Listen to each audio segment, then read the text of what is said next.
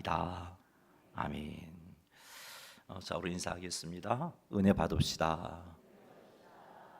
하나님의 은혜가 오늘 이 시간 우리 가운데 충만하게 되기를 주님의 이름으로 축복합니다. 하나님의 은혜로 예수님을 믿어서 구원함을 받은 성도들에게 하나님께서는 예외 없이 사명을 주셨습니다. 이 땅에 살고 있는 모든 성도들은 하나님께서 주신 사명을 열심히 감당해야 할 자들입니다. 하나님께서 성도들에게 주시는 사명은 하나님 나라를 위한 것입니다. 하나님의 뜻을 이루기 위한 것입니다. 하나님께서 주신 사명을 조금 더 풀어서 말씀드린다면 성도들이 세상 속에서 빛이 되고 소금이 되어서 세상 사람들에게 하나님을 알리는 것입니다. 예수님을 모르는 자들에게 복음을 전하여 그들로 하여금 하나님의 백성이 되게 하는 것입니다. 전도하여 하나님 백성된 자들을 사랑으로 섬겨서 이들의 믿음이 자라나 하나님께서 주신 사명을 감당할 수 있도록 양육하는 것입니다. 등록된 성도들이 오천제일교회에 잘 적응하여 주의 일을 위하여 교회를 위하여 봉사할 수 있도록 섬기는 것입니다. 오천제일교회가 하나님 뜻을 이루는 교회가 될 수 있도록 오천제일교회 성도들이 하나님께서 받으시는 예배를 드릴 수 있도록 나에게 주신 직분과 사명에 충성하는 것입니다. 이를 위하여 하나님께서 성도들에게 그 재능을 따라서 5달란트, 2달란트, 1달란트를 맡기신 것입니다. 하나님께서 성도들이 하나님께로부터 받은 사명을 가지고 열심히 충성하기를 원하십니다. 그래서 성도들이 마지막 날 결산할 때 착하고 충성된 종아, 내가 적은 일에 충성하였으니 많은 것으로 내게 맡기리라. 내 주인의 즐거움에 참여할지어다 하는 칭찬 듣기를 원하십니다. 오늘은 우리가 어떻게 하면 결산의 날 우리 하나님께 칭찬 듣는 사명자가 될 수 있는지를 엘리야가 사명을 감당하는 것을 통해서 살펴보겠습니다. 엘리야를 통해서 하나님께서 칭찬 듣는 사명자가 되기 위한 방법을 찾는 이유는 엘리야가 하나님께서 기뻐하시는 사명자의 삶을 살았기 때문입니다. 하나님께서 엘리야를 얼마나 기뻐하셨으면 하나님께서 엘리야를 죽음을 맛보지 않고 하나님 나라로 갈 수 있도록 불러주셨겠습니까? 이 엘리야는 참으로 하나님께 칭찬 듣는 사명자였던 것이죠. 그래서 오늘은 열왕기상 18장에 나타난 엘리야가 사명을 감당하는 그 모습을 통해서 우리 모두가 칭찬 듣는 사명자가 되기 위해서 어떻게 사명을 감당해야 하는지를 깨닫게 되기를 바랍니다. 그래서 우리 모두 결산의 날 하나님께 칭찬 듣는 성도님들이 다 되시기를 주님의 이름으로 축원합니다. 엘리야가 아합왕에게 이런 경고를 했습니다. 어떤 경고냐 하면은 내 말이 없으면 수년 동안 비도 이슬도 내리지 아니하리라. 엘리야는 하나님의 뜻을 좇아서 아합왕에게 이런 말을 전했습니다. 엘리야의 말대로 북이스라엘 땅에 3년 6개월 동안 비가 내리지 아니했습니다. 그러니 북이스라엘이 얼마나 고통스러웠겠습니까? 먹을 양식도 떨어졌고 마실 물 구하기도 참으로 힘든 상황입니다. 이런 상황 때문에 아합은 이스라엘이 왜 이런 고통을 겪어야 하는가 고민을 했는데 제대로 된 고민을 하고 답을 내어놓았으면 좋겠는데 잘못된 결론을 내리죠. 이건 다 엘리야 때문이다. 엘리야 때문에 우리가 이런 고통을 당하고 있다라고 아합 왕은 그렇게 생각했습니다. 그래서 엘리야를 보고 하는 말이 아합 왕이 이스라엘을 괴롭히는 자여라고 그렇게 부르고 있는 것을 열왕기상 18장에서 발견하게 됩니다. 자, 그러니 아방이 엘리야가 얼마나 미웠겠습니까? 그래서 엘리야를 찾아서 죽이고자 했던 거죠. 열왕기상 18장 10절 말씀 같이 한번 읽어보도록 하겠습니다. 당신의 하나님 여호와께서 살아계심을 두고 맹세하노니 내 주께서 사람을 보내어 당신을 찾지 아니한 족속이나 나라가 없었는데 그들이 말하기를 엘리야가 없다 하면 그 나라와 그 족속으로 당신을 보지 못하였다는 맹세를 하게 하였거늘. 아멘.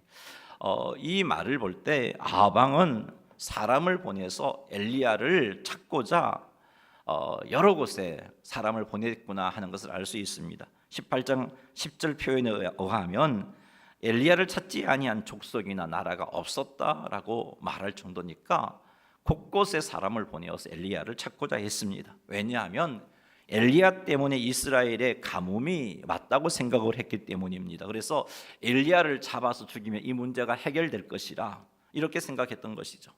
이렇게 아방이 엘리야를 찾았으니 아방이 엘리야를 찾는다는 것을 엘리야가 모를 리가 없습니다. 찾아서 엘리야를 죽이고자 한다는 것을 모를 리가 없습니다. 자, 그런데 이런 상황 속에서 하나님께서 엘리야에게 사명을 주십니다. 18장 1절 말씀인데 같이 한번 읽어보겠습니다.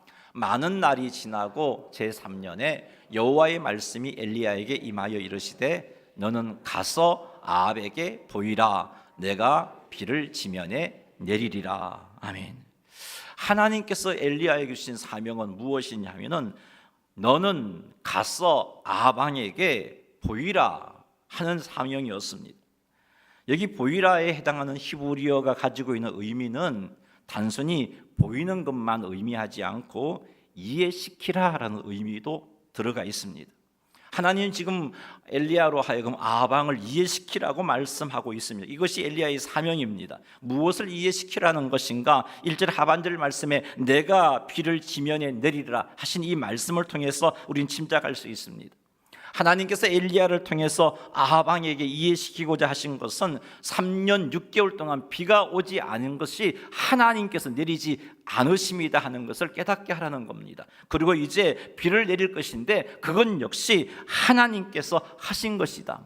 여호와 그분만이 참 하나님이어서 이스라엘의 비를 멈추게도 하시고 비를 내리게도 하시는 분임을 이해시키라는 것입니다.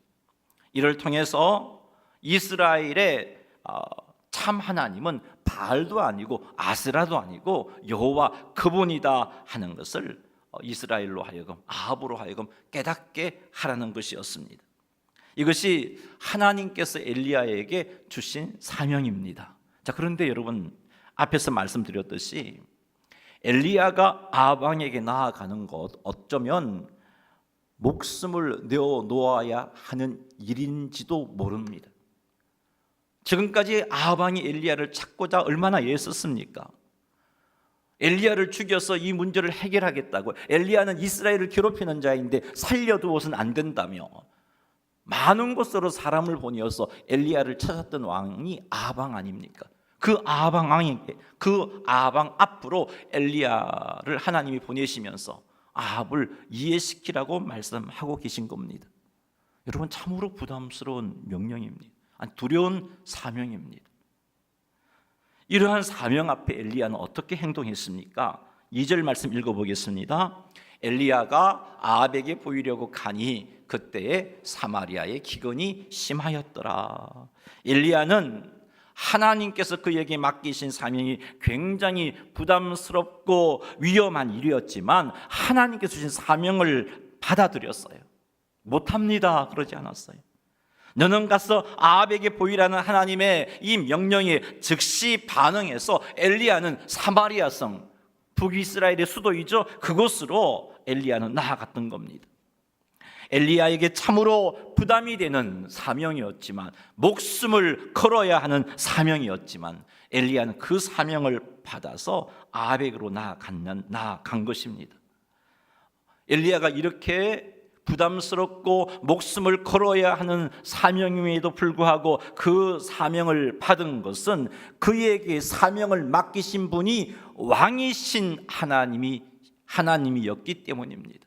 나의 왕 하나님, 나의 주 하나님, 만왕의 왕이요 만주의 주 되신 하나님께서 그에게 주신 사명이었기 때문에 엘리야는 부담이 되고 목숨을 걸어야 할 사명이었음에도 불구하고 왕이신 하나님 앞에 왕의 종으로서, 주의 종으로서 당연하게 그 사명을 받아들였던 겁니다. 그리고 엘리야보다 엘리야를 더 잘 아시는 하나님께서 그에게 맡기신 사명이기 때문에 엘리야는 그 사명을 받아들였습니다. 엘리야보다 엘리야를 더 잘 아시는 하나님께서는 이 사명을 감당함에 있어서 엘리야에게 무엇이 부족한지 잘 알고 계십니다. 엘리야에게 무엇이 필요한지를 잘 알고 계십니다. 그 하나님께서 엘리야에게 이 사명을 맡기셨다는 것은 엘리야가 이 사명을 감당할 수 있도록 틀림없이 엘리야에게 필요한 모든 것을 공급해 주시겠다는 겁니다. 엘리야는 자기보다 자기를 더 잘 아시는 하나님께서 맡기신 사명이기 때문에, 그래서 하나님께서 자신의 필요한 모든 것을 채우셔서 사명을 능히 감당하게 해 주실 것을 알았기 때문에 부담이 되고 목숨을 걸어야 하는 사명이었지만 받아들였던 것입니다. 뿐만 아니라 하나님께서 엘리야와 함께 하셔서 엘리야가 이 사명을 감당할 수 있도록 도울 것을 믿었기 때문에 참으로 부담되는 사명이었지만 엘리야는 그 사명을 받아들였던 겁니다. 이러한 엘리야의 자세가 하나님께 칭찬 듣는 사명자의 자세입니다. 왕이신 하나님께서 주신 사명이기 때문에 마땅히 감당해야 할 줄 알고 사명을 받아들이는 것이 하나님께 칭찬 듣는 사명자의 자세입니다.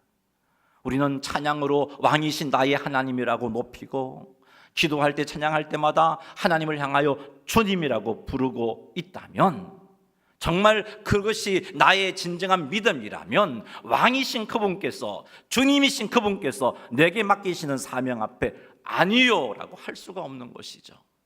왕이신 하나님께서 맡기신 사명이기에 내가 나의 주 그분께 취할 자세는 순종밖에 없다 하고 고백하면서 그 사명을 받아들이는 자세가 하나님께 칭찬 듣는 사명자의 자세입니다. 하나님께서 맡겨주신 사명을 감당하는 일이 부담이 되지만 나보다 더 잘 아시는 하나님께서 맡겨주신 사명이기 때문에 나는 이렇게 생각해보아도 부족하고 저렇게 생각해보아도 부족하고 내게는 그 사명을 감당할 능력이 없지만 이것까지 다 하신 하나님께서 내게 맡기신 사명이기에 이것까지 채워주실 줄 믿고 사명을 받아들이는 자세가 하나님께 칭찬 듣는 사명자의 자세입니다. 하나님께 주신 사명을 감당할 때 닥칠 어려움이 두렵지만 그럼에도 불구하고 나와 함께 하시는 하나님이 도와주실 것을 믿고 사명을 감당하는 것이 칭찬 듣는 사명자의 자세입니다. 사랑하는 성도 여러분, 하나님께서 여러분에게 사명을 맡기실 때 엘리야의 이런 자세를 취하시기 바랍니다. 즉 나의 왕, 나의 주님이신 하나님께서 맡겨주신 사명이기 때문에 감당하고 순종하시기 바랍니다. 나보다 더 잘하시는 하나님께서 맡겨주신 사명이기에 나의 부족함을 채워주시고 나를 도와주신다는 것을 믿고 맡겨주신 사명을 감당하시기 바랍니다. 사명을 감당하다가 어려움을 겪게 된다면 나와 함께 하시는 하나님께서 나를 도와주실 것을 믿고 사명을 감당하시기 바랍니다. 이와 같은 사명자의 자세를 갖추시기 바랍니다. 그리하여 하나님께서 맡기시는 사명에 온전히 순종하시기 바랍니다. 참으로 마음의 부담이 되는 사명이라 할지라도 이런 자세로 사명을 받아들이고 그래서 헌신한다면 우리는 결산의 날 우리 모두가 하나님께 칭찬 듣는 사명자가 될 것입니다. 사랑하는 성도 여러분, 하나님이 나의 왕이신 것을 믿으십시다. 하나님이 내 모든 것을 나보다 더 잘 아신다는 것을 믿으십시다. 하나님이 나와 함께 하심을 믿으십시다. 그 하나님을 믿는 믿음의 고백으로 하나님이 주시는 사명을 받아들이시는 여러분 되시기를 주님의 이름으로 축원합니다. 엘리야는 왕이신 하나님께서 맡기시는 사명이기에, 자기보다 자기를 더 잘 아시는 하나님께서 맡기신 사명이기에, 어려움을 당한다면 하나님께서 함께 하시며 도와주실 사명이기에 부담이 되고 목숨을 걸어야 하는 일이었지만 하나님이 그에게 주신 사명을 받아들였습니다. 그리고 아합 왕에게 나아가 바알 선지자 450명과 아세라 선지자 400명을 갈멜산으로 모아서 바알과 아세라가 참 하나님인지 여호와가 참 하나님인지 알아보자라고 제안을 합니다. 이때 아합은 어떻게 엘리야를 대합니까? 지금까지 엘리야를 찾아서 죽이고자 했던 아합 왕 아닙니까? 그런데 이 열왕기상 18장 말씀을 읽어보면 엘리야가 가뭄 중에 심한 고통을 겪고 있는 사마리아 성에 나아가 아합을 만났을 때, 그리고 그 아합 왕에게 이런 제안을 했을 때 아합 왕은 엘리야의 제안을 받아들입니다. 그것은 하나님께서 아합 왕의 마음을 주장하셨다는 거죠. 하나님께서 아합 왕의 마음을 주장하셔서 자기가 그렇게 찾았던 엘리야가 그 앞에 나타났을 때 엘리야를 죽이지 않고 오히려 엘리야의 제안을 받아들입니다. 그래서 바알 왕은 바알의 선지자들을 갈멜산으로 모았습니다. 엘리야는 이때 제안을 합니다. 송아지 한 마리를 잡아 각을 떠서, 각을 뜬다는 말은 이렇게 조각을 낸다는 말이에요. 송아지 한 마리를 잡아서 조각을 내어서 나무 위에 올려놓고 각자가 믿는 신의 이름을 불러서 누가 불을 내려주시는지, 누가 불로 이 재물을 태우는지, 누가 불로 응답해 주는지 알아보자라고 그렇게 제안을 했습니다. 엘리야의 제안을 따라 바알의 선지자들이 송아지를 잡고 나무 위에 올려놓고 바알의 이름을 불러서 불로 응답해달라고 간청을 합니다. 26절 말씀 읽어보겠습니다. 그들이 받은 송아지를 가져다가 잡고 아침부터 낮까지 바알의 이름을 불러 이르되 바알이여 우리에게 응답하소서 하나 아무 소리도 없고 아무 응답하는 자도 없으므로 그들이 그 쌓은 제단 주위에서 뛰놀더라. 불을 내려달라고 오전 내내 바알의 이름을 불렀지만 아무런 응답이 없었습니다. 그러자 이 바알의 선지자들은 그들이 쌓은 제단 주위에서 뛰놀더라라고 표현하고 있습니다. 뛰놀다에 해당하는 히브리어의 의미는요, 다리를 절개대다, 피곤하게 춤추다라는 이런 의미예요. 얼마나 이들이 간절하게 얼마나 불을 내려달라고 바알에게 미어 달렸으면, 그 춤추면서 미어 달렸으면 어느 정도까지 몸의 상태가 되었냐면 피곤해서 더 이상 춤추지 못할 정도로 다리가 불편해서 뛰지 못할 정도가 될 정도로 그렇게 바알을 찾고 불렀던 겁니다. 정오가 되었음에도 불구하고 응답이 없자 이 바알의 선지자들은 그들의 규례를 따라서 칼과 창으로 그들의 몸을 상하게 하면서 피를 흘리면서 바알에게 불을 내려달라고 간청했습니다. 오전부터 그렇게 부르짖었는데 이제 저녁 소재가 드릴 때가 되었어요. 그래도 응답이 없었던 것이죠. 그러자 엘리야는 그곳에 모인 백성들을 자기에게로 가까이 오라고 합니다. 백성들이 가까이 오자 엘리야는 이스라엘 12지파의 수요를 따라서 돌을 취하여 그것으로 무너진 여호와의 제단을 수축합니다. 그리고 제단을 돌아가면서 도랑을 만들었어요. 그리고 제단 위에 나무를 올려놓고 그 나무 위에 송아지의 각을 떤 것, 송아지의 제물로 가져온 송아지를 조각낸 것을 그 나무 위에 올려놓았습니다. 그리고 12통의 물을 번제물과 나무에 붓게 했습니다. 그래서 물이 제단을 차고 넘쳐서 제단 주위의 판 도랑에 물이 가득할 정도였습니다. 그리고 엘리야는 하나님께 기도합니다. 36절 한번 읽어보죠. 저녁 소재 드릴 때에 이르러 선지자가 엘리야가 나아가서 말하되 아브라함과 이삭과 이스라엘의 하나님 여호와여, 주께서 이스라엘 중에서 하나님이신 것과 내가 주의 종인 것과 내가 주의 말씀대로 이 모든 일을 행하는 것을 오늘 알게 하옵소서. 아멘. 36절에서 엘리야가 하나님 앞에 기도한 내용은 세 가지입니다. 첫째는 여호와여, 주께서 이스라엘 중에서 하나님이신 것을 오늘 알게 하옵소서. 둘째는 내가 주의 종인 것을 알게 하옵소서. 셋째는 내가 주의 말씀대로 이 모든 일을 행한 것을 오늘 알게 하옵소서. 이 기도를 드렸습니다. 37절에도 엘리야의 기도가 나오는데요, 37절 한번 읽어보겠습니다. 여호와여, 내게 응답하옵소서. 내게 응답하옵소서. 이 백성에게 주 여호와는 하나님이신 것과 주는 그들의 마음을 되돌이키심을 알게 하옵소서 하매, 37절에는 엘리야의 기도 두 가지가 나와 있는데요, 하나님이 응답하셔서, 여호와께서 응답하셔서 이스라엘 백성들에게 주 여호와가 하나님이신 것을 알게 해주십시오라는 기도와, 그리고 주께서 이스라엘의 마음을 되돌이키시는 분임을 알게 해주십시오라고 기도했습니다. 엘리야의 기도가 끝이 나자 여호와의 불이 내렸고, 그래서 번제물과 나무와 돌과 흙을 태우고 도랑에 가득 찬 물들을 다 핥아버렸습니다.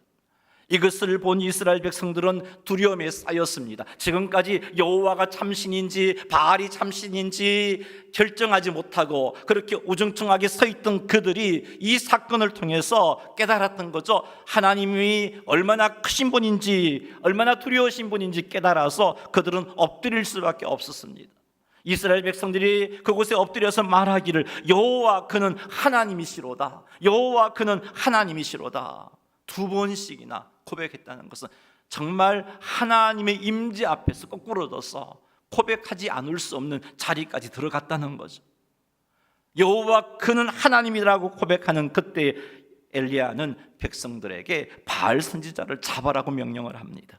백성들은 엘리야의 명령에 순종하여서 바알을 잡았습니다. 엘리야는 그들을 기손 시냇가로 끌고 가서 죽입니다. 여기서 우리가 살펴보고자 하는 것은 지금 엘리야를 통해서 어떤 자세가 하나님께 칭찬받는 사명자의 자세를 우리가 찾고 있잖아요. 그것은 36절에 나온 엘리야의 기도 중 세 번째 기도를 통해서 깨닫습니다. 36절에 보면 엘리야의 세 번째 기도의 내용이 이것이잖아요. 내가 주의 말씀대로 이 모든 일을 행하는 것을 오늘 알게 하옵소서. 이게 엘리야의 36절에 나온 엘리야의 세 번째 기도입니다.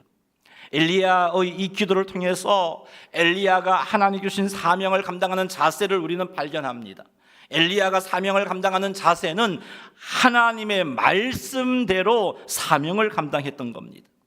아방에게 가서 비를 내리지 않게 하시는 이도 하나님이요 비를 내리게 하시는 이도 하나님이라는 것을 이해시키라는 하나님의 사명을 감당할 때 엘리야는 자기 지혜와 자기 계획을 따라 사명을 감당하지 않았습니다.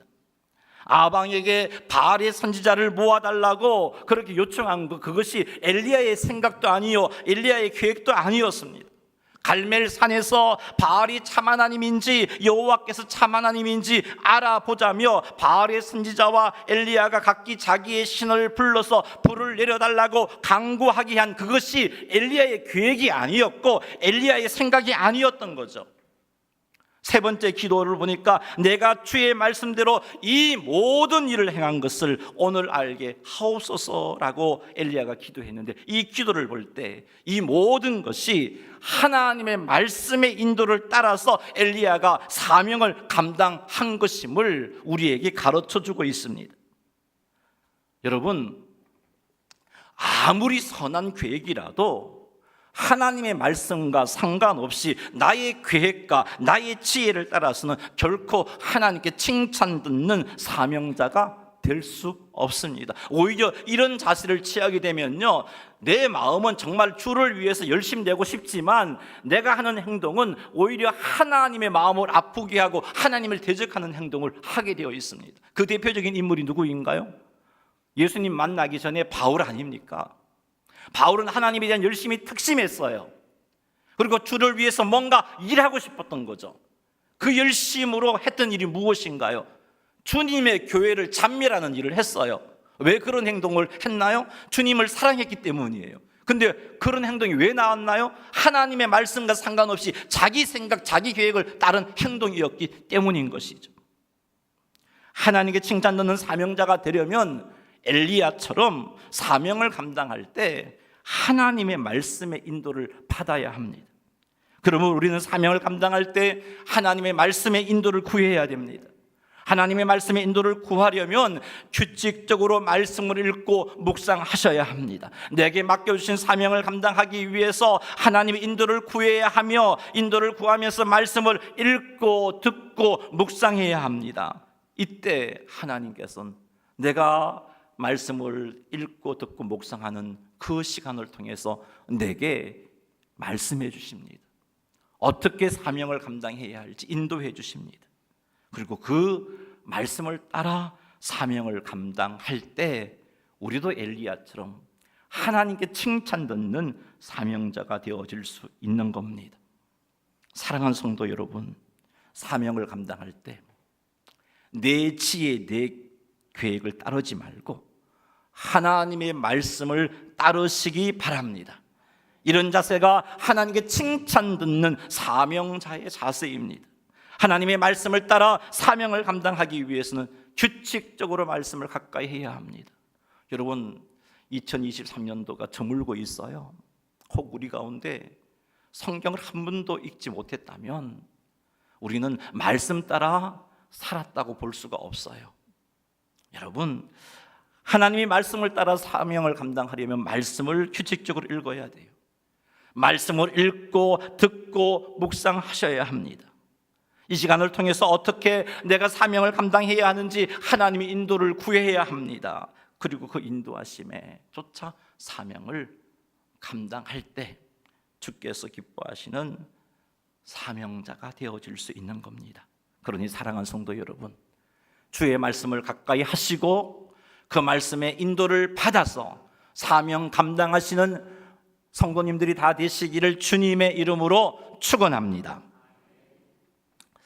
하나님께서 엘리야에게 사명을 주실 때 분명하게 말씀하셨어요. 그것이 무슨 말씀이냐 하면 열왕기상 18장 1절 하반절에 나와 있었죠. 내가 비를 지면에 내리리라, 이것이었어요. 엘리야는 비를 내리신다는 하나님의 말씀을 들었습니다. 엘리야는 비를 내리신다는 하나님의 말씀을 듣고 그것을 약속의 말씀으로 받았습니다. 그래서 엘리야는 바알의 선지자를 기손신에서 죽이고 난 뒤에 아하방에게 뭐라고 말합니까? 큰 비가 내릴 것입니다 라고 아하방에게 선포합니다. 이것도 자기 생각을 쫓아서 말한 게 아니에요. 하나님께서 비를 내리신다고 말씀하셨기 때문에 그 말씀을 믿고 선포한 겁니다. 그러고 나서 엘리야는 갈멜산 꼭대기로 올라가서 땅에 엎드려 그의 얼굴을 무릎 사이에 넣었습니다. 본문 42절 말씀 한번 읽어보겠습니다. 아합이 먹고 마시러 올라가니라 엘리야가 갈멜산 꼭대기로 올라가서 땅에 꿇어 엎드려 그의 얼굴을 무릎 사이에 넣고, 땅에 꿇어 엎드려 그의 얼굴을 무릎 사이에 넣는 이런 행동은 간절하게 하나님께 기도하는 자세입니다. 여러분, 엘리야가 지금 간절하게 하나님께 무엇을 기도했을까요? 비를 내리신다는 하나님의 약속을 믿은 엘리야는 아방에게 비가 올 거라고 선포하고 나서 하나님의 약속대로 비를 내려달라고, 하나님의 약속대로 비를 내려달라고 간절하게 기도했던 겁니다. 하나님께서 비를 내리신다고 하셨으니 비를 내리시겠지, 그분은 신실하신 분이니까 이런 생각에 엘리야는 아무것도 하지 않고 그냥 비만 오기를 기다리고 있지 않았습니다. 엘리야는 비를 내리신다는 하나님의 약속의 말씀을 믿었습니다. 그 믿음의 증거가 아방에게 비가 올 거라고 말한 것입니다. 하나님께서 약속하신 대로 틀림없이 비를 내리신다는 것을 알고 있는 엘리야는 그냥 아무것도 하고 기다리고 있는 것이 아니라 하나님께서 비를 내리신다는 약속을 이루어 주시기를 간절하게 기도한 겁니다. 그리고 엘리야는 사환에게 올라가서 바다 쪽을 바라보아라, 그리고 무슨 징조가 있는지 알아보라고 시켰습니다. 사안은 올라가서 바다 쪽을 바라보니까 아무것도 보이지 않았어요. 그래서 엘리야에게 와서 보고하기를 아무것도 보이지 않는다라고 말합니다. 엘리야는 또다시 기도했습니다. 또다시 사환을 보냅니다.